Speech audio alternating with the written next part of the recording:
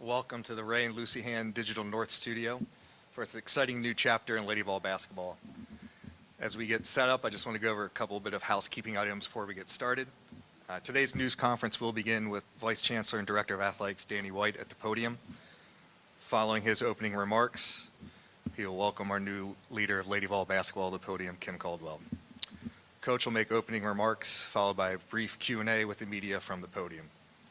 Just a reminder to the media, when it does come to the Q&A part, please raise your hand. We'll get a microphone to you, and just state your name and media affiliation prior to asking a question. After the Q&A segment, we will take the podium out of the way, do some quick photos, and then once that's over, both Danny and Lady Vol Jules Spear will be available for comment following. Without further ado, I'm pleased to introduce Tennessee Vice Chancellor and Director of Athletics, Danny White.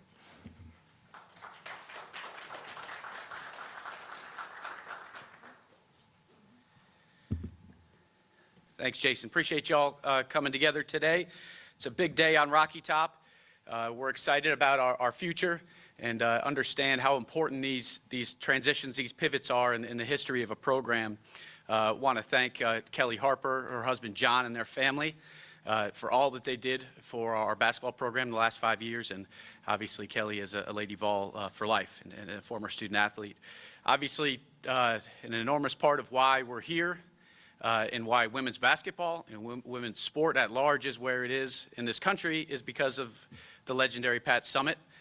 We understand the enormous responsibility that being a caretaker and a steward of this program has because of all that she accomplished here. And also want to thank Holly Warlick and all the contributions she made as head coach of our program. This is only the fourth head coach of our women's basketball program we'll be introducing today, which is a rare thing in college athletics these days. So historic program, historic moment, and gives us great excitement about our future. We had a great search committee of athletics leadership in our athletic administration. Want to thank all of those. I won't list them, but you know who you are. A lot of folks put in a lot of time on this search. We took it obviously extremely seriously, but the time investment and the work involved was significant. Our student athletes were awesome. Met with our team first, as y'all have heard me talk about before. It's the first thing we always do. They voted on a leadership group. We met with that group.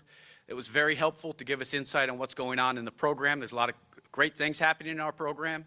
We talked about, and spinning off our chancellor's comments from earlier this year, as a university, we're good, we want to be great, and sometimes the enemy of great can be good. And as a women's basketball program, we want to get back to competing for Southeastern Conference and national championships. Our student athletes have that ambition, and we're not on a 3, 4, 5-year plan. They talked about wanting to win next year, and we want to make sure that we're positioning ourselves to be competitive right away. So their comments and their education for me and understanding what's going on in our program and helping me understand and vet candidates was very, very helpful, where I know we've matched the very best coach for our team now in the present and certainly in the future. We're looking for a coach, as we went through this, we're looking for a coach for them. And I feel like it's important as a committee and as an athletic director, you need to be selfless in these endeavors and make sure that we're trying to find the right fit for this institution and for our team. We were very fast. It took us about a week, but methodical. We weren't going to rush a decision. We cast a very wide net. We talked to basically anybody you could think of or connected to people who you could think of, candidates at all different levels, all across the country. There was no stone unturned.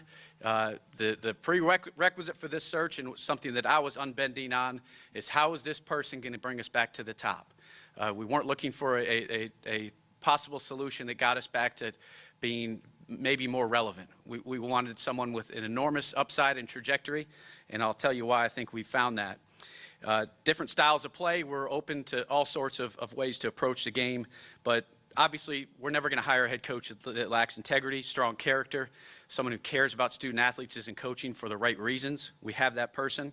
We wanted somebody who's competitive and confident. You'll see we have a very competitive new coach, and someone who wasn't afraid of the challenge to restore this legendary program to where we all want it to be. I've talked about this before in introducing coaches. Folks, and a lot of speculation around coaching searches. We like to talk about names.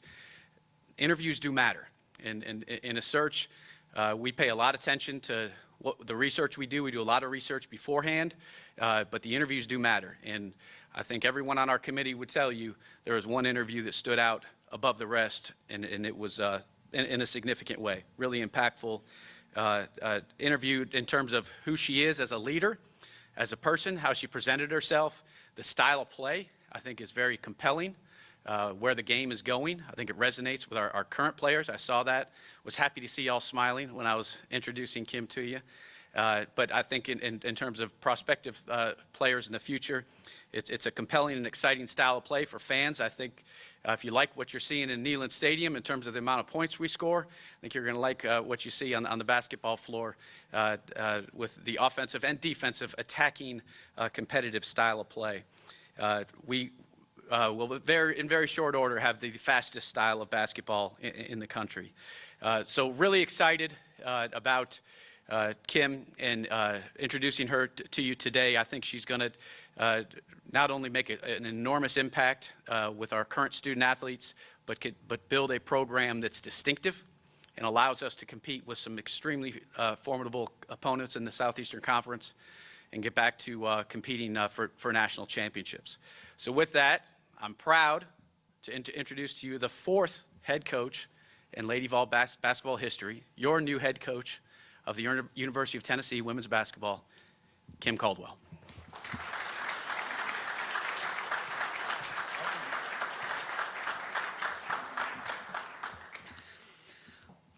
What an incredible honor it is to be the head coach of the Tennessee Lady Vols.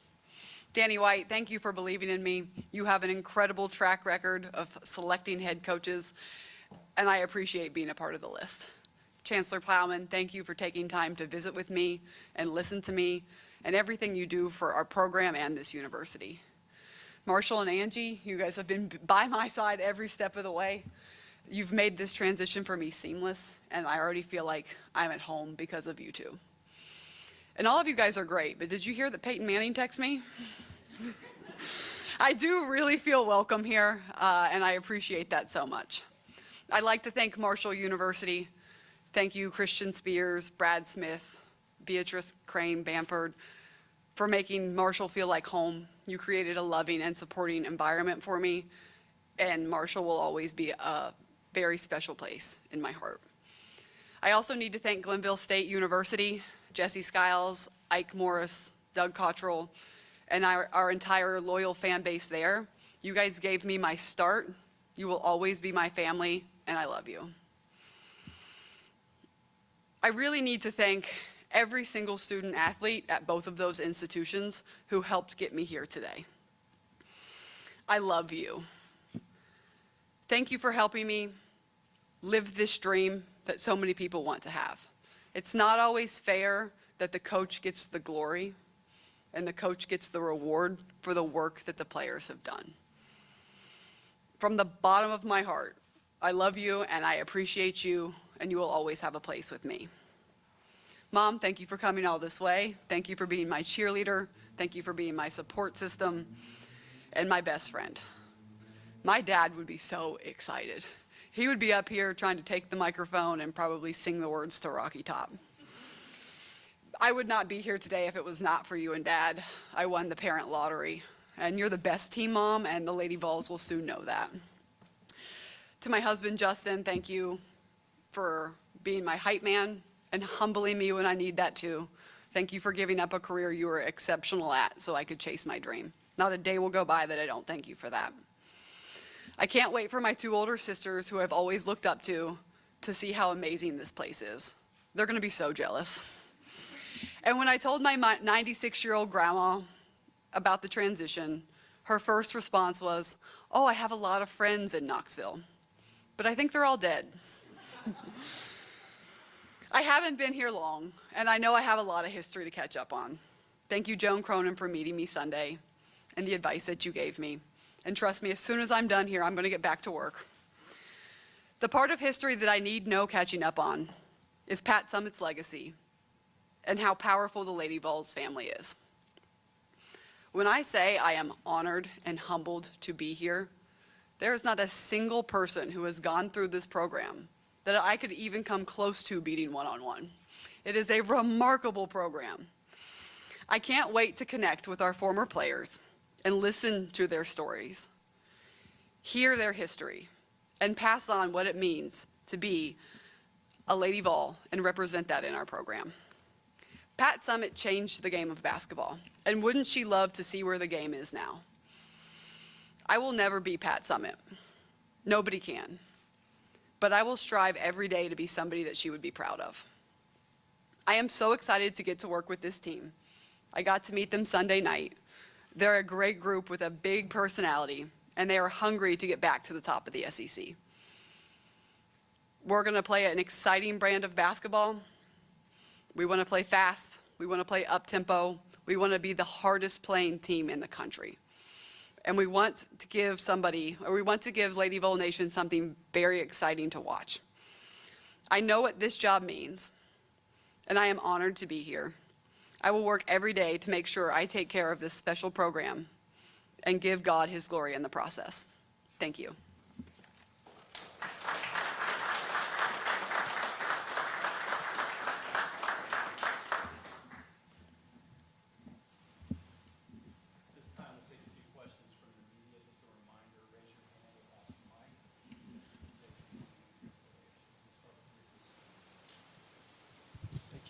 Welcome, Coach. Thank you. Rick Russo, WVLT Vol Network affiliate. I would venture to say passion had something to do with it, but what drove you initially to the coaching profession, and talk about the path taken to eventually lead you here to Rocky Top? When I was younger, I loved basketball, and I always wanted to play basketball as long as I could. And I was a 5'10" post player, so I learned pretty quickly in my career that it wasn't going to be there was nothing after college in my future. And so I knew that coaching was the route I needed to take. My dad was my high school coach. He coached us from the time that we were in elementary school all the way up. And I saw his passion. I saw how hard he worked, and I wanted to be exactly like him. And so he's the reason that I got into coaching. And I was able to work with him. He was my assistant at Glenville State the entire time up until he passed away in 2021. And so I learned a lot from him. And he did a great job of teaching me how to be a leader without ever having to say a word. Cora Hall with the Knoxville News Sentinel. You mentioned you are well familiar with the history of this program. Just for you, why do you feel like you're ready to take on that challenge of the expectations of this program? You want to be somewhere where the expectations are high. I've had a lot of opportunities in my career to look at jobs, and I was never interested in a job that did not have high expectations, did not have a loyal fan base, did not have a hungry crowd that wanted to pay attention to what was going on. And so I think that that is something that makes this program incredibly special. And I'm going to work very, very hard to make sure that we keep it there. Welcome, Coach Casey KWAT Sports. Has it clicked totally that you are the head coach of Lady Vol basketball? And if so, what was that moment where it really clicked for you? It hasn't really clicked yet. There are sometimes I have to just remind myself, right? I'm really here. I'm really seeing what I am seeing. It's an incredible opportunity, and I'm so grateful for that. But no, it has not clicked yet, and I will let you know when it does.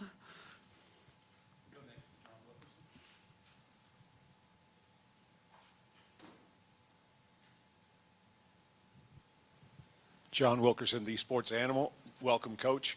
You just did this a year ago, and I'm curious, what timeline do you have set? What do you prioritize in terms of putting a staff together and just starting to prepare for your first year as the head coach of the Lady Vols? Yeah, there's a lot to do.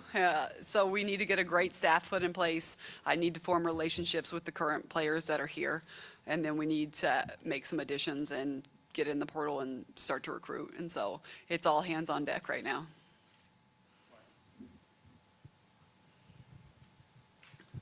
Ryan Sylvia, Rivals.com. Just how much does turning around a program last year at Marshall, what does that experience give you this year trying to do it again? It's helpful. It is helpful. It's nothing that I planned. I was planning to be at Marshall for quite some time, and this was not something that we planned to do. But it does help the fact that less than a year ago I was doing a press conference, and less than a year ago I was trying to recruit the roster that we had while recruiting another team and put a staff together. And so it's familiar in that sense. Jack Church, the Daily Beacon. Coach, what are your expectations just for this first year? We want to be the hardest playing team in the country. We want to establish our culture. We want to score a lot of points and be an exciting brand of basketball in the SEC. We want to make people proud. We want to really make sure that we get back on top. Caleb Jower with the Daily Times. Coach, you mentioned this exciting brand of basketball. What does that look like night in and night out? And how do you expect that to translate into the SEC? Yeah, it looks like a lot of pressure, a lot of shots being taken, playing a lot of players, trusting your players, giving them freedom, putting them in situations where they can make good choices, and having a lot of athletes on the floor, but just making sure that we're going to cross half court a lot, but press almost nonstop, really aggressive, fun style of play. Hey, Coach. Matthew Sutsky, WTK Rock Solid Sports. Welcome to Knoxville. How different do you expect the recruiting process to be coming from Marshall now to an SEC program with a historic track record? Yeah, I mean, everyone I've texted has responded to me, so that's the difference. Yeah, it's really nice. But you just, same thing, right? Players are players.